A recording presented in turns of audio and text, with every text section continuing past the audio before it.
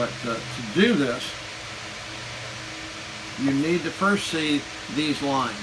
I've never seen them until we started studying the tongue.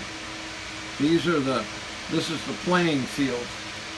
And if you honor this, what happens is, and it makes sense, you have too much or too little. So this is a case of too little space. The teeth were extracted.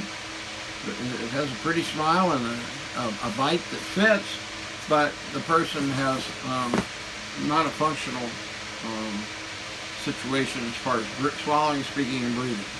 Now they may sound all right, but they compensated by bending their head forward, or they're very quiet, so they don't even struggle with words, or they're motor mouthing all the time because that's how they get their oxygen past all that blockage. So you really start looking into this. It explains a lot of why people are doing what they're doing. They're doing the best they can, and they're in a survival mode. So you, with appliances, are going to be able to look at the patient, look at the history, look at the tongue, and realize that if they're butt white, they're full of adrenaline.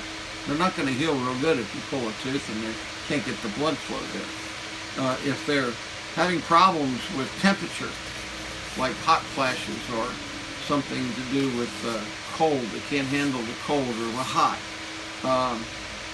A lot of times that's this upset all around the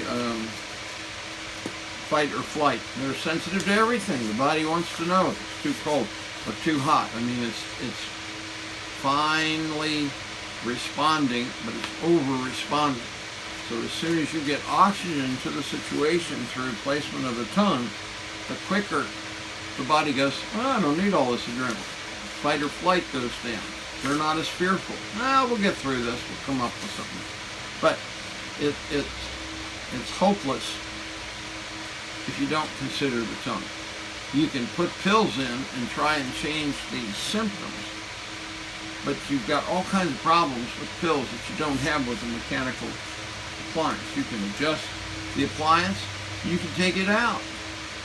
You know, you can get back to a situation that was less bad if there's a problem. You can't do that once you start cutting or taking pills. So I appeal to you, as hokey as this egg carton demonstration is, and as ill-prepared as I seem, I want to perfect it, but I want you to see this in case something happens to me, that you'll continue looking at this with eyes to see and ears to hear, because these people come in here day in and day out. And I do the same thing on all of them, and their histories look so weird and different, but they're all things that the autonomic nervous system controls.